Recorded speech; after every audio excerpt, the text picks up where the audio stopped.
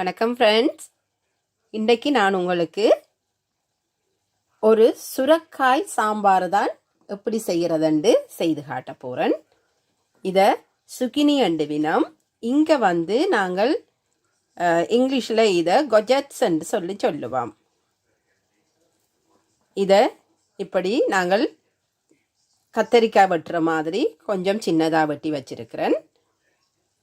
இதில் கடுகு, பெருஞ்சீரகம், மிளகாய்த்தூள், மஞ்சள் தூள், மற்றது ஒரு சின்ன கேரட், மீடியம் சைஸ் பொட்டேட்டோ, இதில் கொஞ்சம் டொமாட்டோ.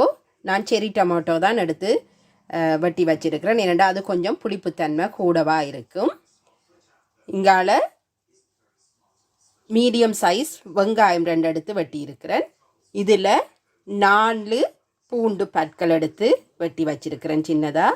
2 பச்சை மிளகாய், உப்பு. இவ்வளவு தான் உங்களுக்கு தேவையான பொருட்கள்.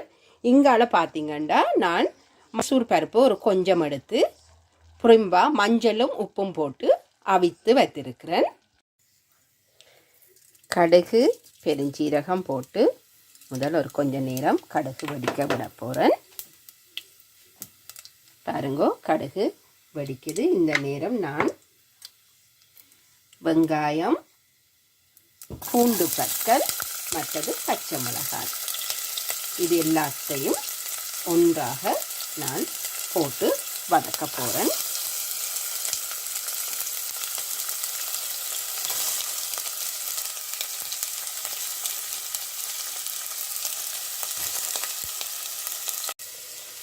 இவை எல்லாத்தோடையும் உங்களுக்கு கருவேப்பிலை உங்களுக்கு தேவையான அளவு நீங்கள் கொஞ்சம் போட வேணும்.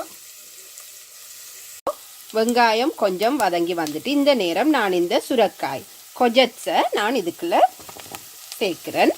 இந்த கொஜெட்ஸ் நீங்கள் சேர்க்குற நேரம் கத்தரிக்காய் போட வேண்டிய அவசியம் இல்லை. முருக்கங்காயும் சில பேர் போடுறவ, அதுவும் நீங்கள் போட தேவையில்லை. இது மட்டுமே நல்ல சுவையான சாம்பாரை உங்களுக்கு தரும்.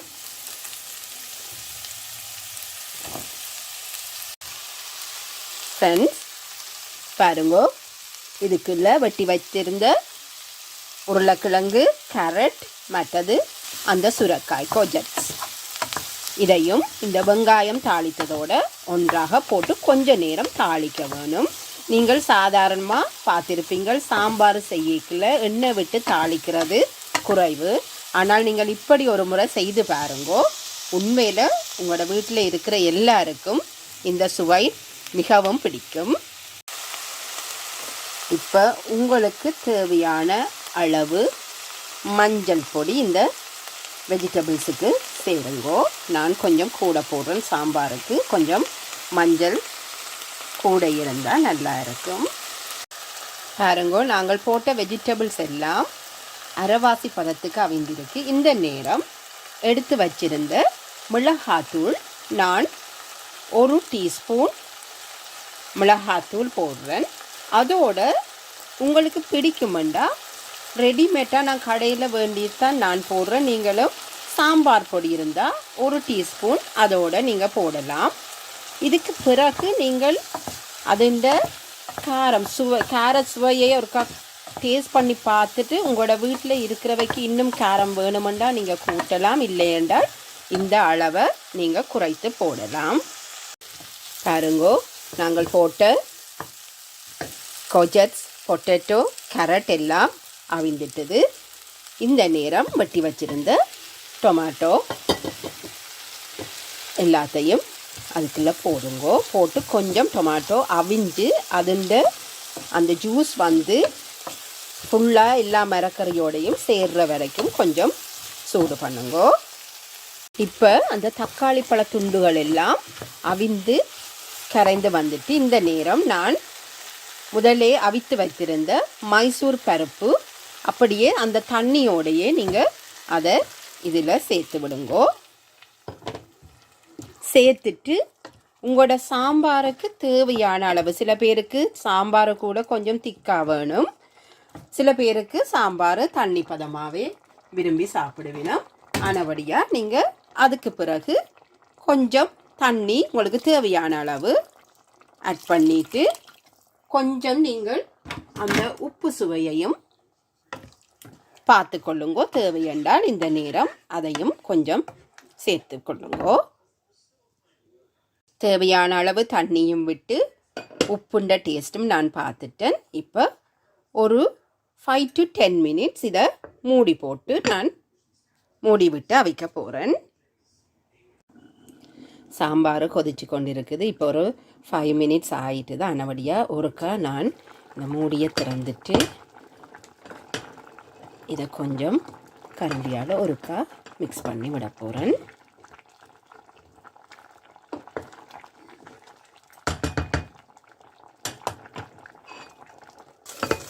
இன்னும் ஒரு 5 நிமிடம் இதை நீங்கள் குக் பண்ணினா மரக்கறி எல்லாமே அவிந்து வரும்.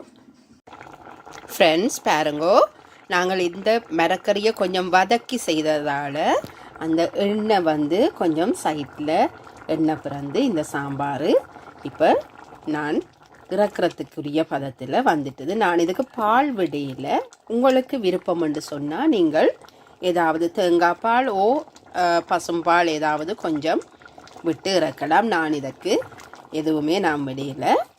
அதே நேரம் புளியும் சேர்க்கையில் நீங்கள் பழப்புளி வேணுமெண்டா சேர்க்கலாம். எனக்கு இந்த டொமாட்டோவில் இருந்து வர அந்த புளிப்பே எங்களுக்கு போதுமானது அண்டபடியாக நான் சேர்க்கவில்லை. ஃப்ரெண்ட்ஸ், இன்றைக்கு நாங்கள் எங்களோட வீட்டில் பாஸ்மதி ரைஸ் ஓட நான் செய்த சாம்பாரும் அதோட கலர்ஃபுல்லாக கொஞ்சம் பப்படமும் பொரித்து நாங்கள் சாப்பிட போகிறோம். உங்களோட வீட்டில் இந்த சாப்பாடு பிடிக்கும்னு சொன்னால் நீங்களும் செய்து பாருங்கோ. எல்லாருக்கும் கொடுத்து சுவைத்து மகிழலாம். மிகவும் சுவையாக இருக்கும். அதோட ஒரு ஹெல்த்தியான மீலாவும் இருக்கும். ஏனென்று சொன்னால் அந்த சாம்பாருக்குள்ள நிறைய மரக்கறிகள் நீங்கள் போடுறீங்கள். அப்போ அது ஹெல்த்தியாகவே இருக்கும். நான் கொஞ்சம் தயிரும் சேர்த்து சாப்பிட போகிறோம். இன்னும் ஒரு வீடியோவில் உங்களை சந்திக்கிற வரைக்கும் உங்களிடமிருந்து விடைபெறுகின்றேன். தேங்க்யூ. பாய்.